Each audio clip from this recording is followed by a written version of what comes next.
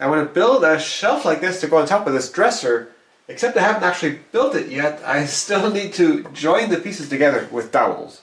So what I'd like to use is some kind of dowel pattern like this, but I haven't got a good jig or way of drilling these. But in the past I've made some temporary dowel jigs out of wood, and this one is for drilling small holes for joining picture frames together. It goes with a complementing one to do the other side. And with a drill going through a fixed block of hardwood, depending on how hard I use it with a small drill like this, that jig is good for a project or two, or maybe 3 before it wears out. So if only there was some kind of metal sleeve I could put into the holes to keep them from wearing out. Something like this. These are pieces of metal tubing inside of a dowel jig made out of wood. And I looked everywhere for suitable tubing. McMaster-Carr had nothing suitable, but then I found this just at the local Home Depot, which is 1/2-inch tubing, and a hole for that is, well, a little bit too big for a 3/8-inch drill, but if I put a 10mm drill in there, that guides it fairly well.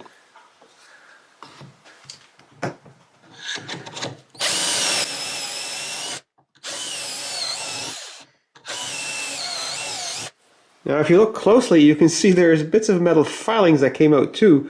That's because this tubing is very mild steel, and it has some seams and ridges on the inside which I'm still grinding away at, so there's always a bit of metal that comes out too.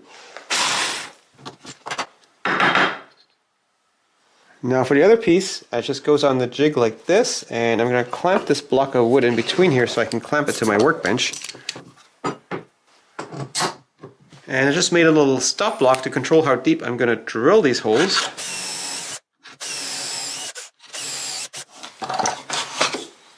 So these are not on center because I made this actually for a thicker stock, but actually this works out well here because you don't want these holes to be too close to the edge.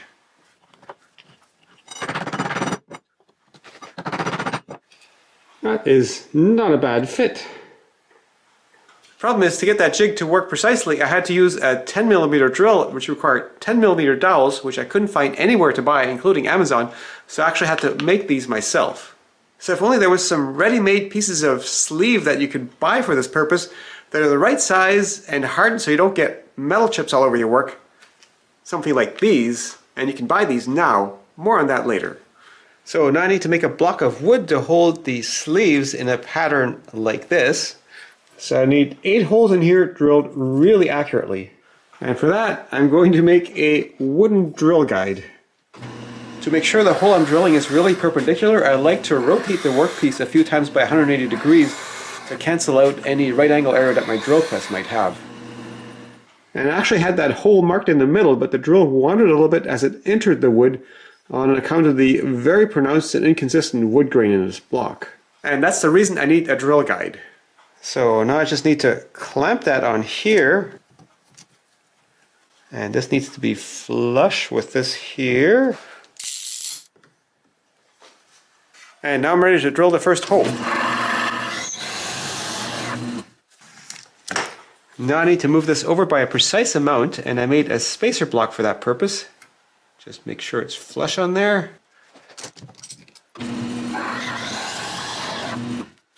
And now I need 2 spacer blocks like this, which I've conveniently glued together. Making sure it's flush. And finally 3 spacer blocks. That's my first row. For the second row, I'm going to offset this thing with a spacer like this.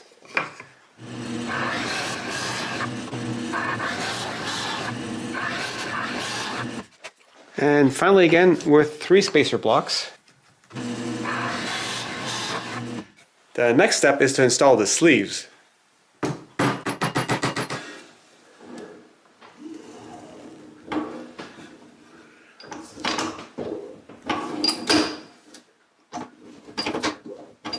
If they're too hard to press for your drill press, you can always press them in with a vise. But if you're using Baltic birch plywood for your jig, then it might still be too hard, in which case you should use a brad point bit instead of one of these bits, because these ones always drill a tiny bit bigger.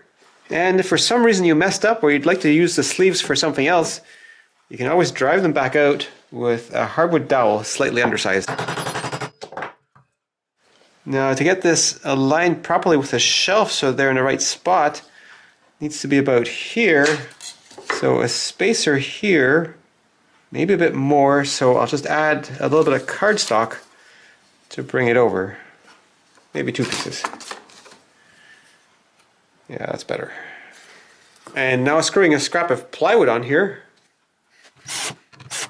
And just so I won't forget, I'm attaching the shims to the jig as well.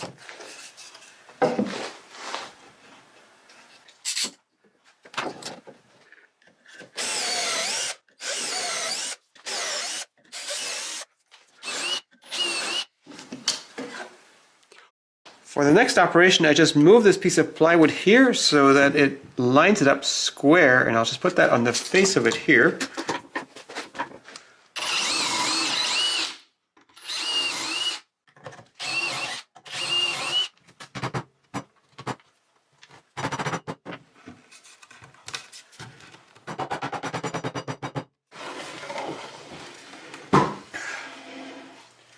That's a good dry fit. Now it's just going to round some edges and glue it together.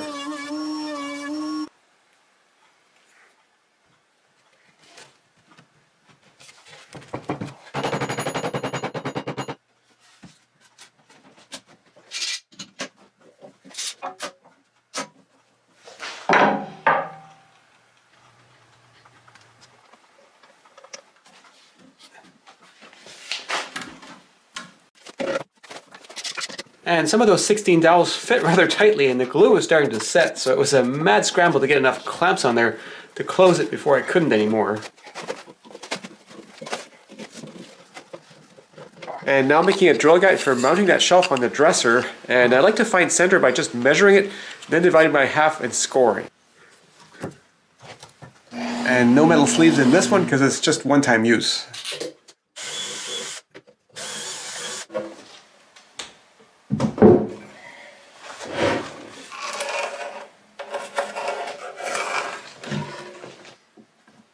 And now I can use that same drill guide again to drill the holes exactly where they need to be to hit the screw holes on the bottom of the shelf.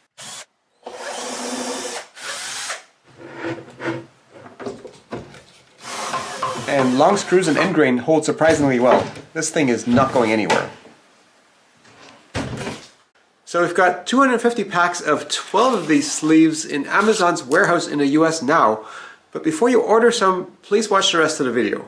This started with Sel Wu, a contact in China who I'd worked with on sponsored videos before, and he was like, hey, maybe we can try doing a product together, and I was like, sure. And the most obvious one was these things here, because in the past I searched for something like that, because something like that should exist, but it didn't. These need to be deep enough to support a 3/8 inch drill well, and you need to be cylindrical on the outside so I can bang them into a piece of wood. You can find lots of little ones like this online, but they're not deep enough, which means you can have a lot of wiggle room with a drill, and this thread doesn't really go into wood that well. These ones from a self-centering jig are actually pretty good, but they're awfully thin here, so if I just bang them into a hole in a piece of wood, that might not be great. Plus, this thread here gets in the way. This one, out of a Craig dowel jig, if I don't know, somehow took apart the rest of the jig, that sleeve might be good, but that gets kind of expensive. And other ones I saw online cost something like $5 a piece, which kind of defeats the purpose of making your own dowel jig. These ones are actually the first batch, and just like these ones, there's a lot of metal chips that came out of them. I initially figured, since I can make a usable dowel jig out of wood, just metal would be enough, but this wasn't hard enough, so these are hardened steel, but it turns out they're not quite as hard as I'd like them to be. And when I started using those hardened ones, there were still some flakes that started coming out of them. Really fine flakes, I couldn't even pick them up with a magnet, but still, it doesn't look good.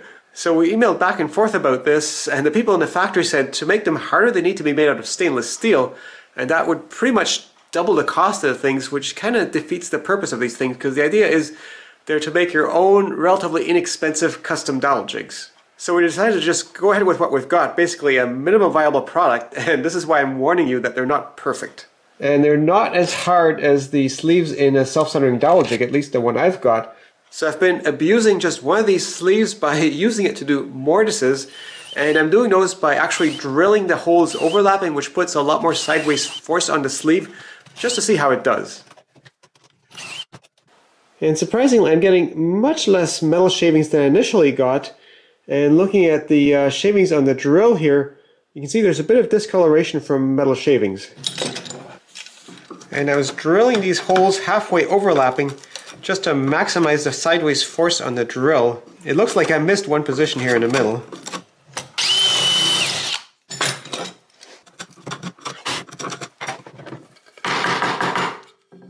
With these holes, there's still some bumps on the side, which I could put holes in between to smooth that out, but it's actually faster and cleaner to just clean it up with a chisel. But a better sequence is to actually drill these holes side by side like this and then drill the in-between positions, and that puts a lot less stress on the jig. Just my goal this time was actually to abuse this jig to see how it wears out.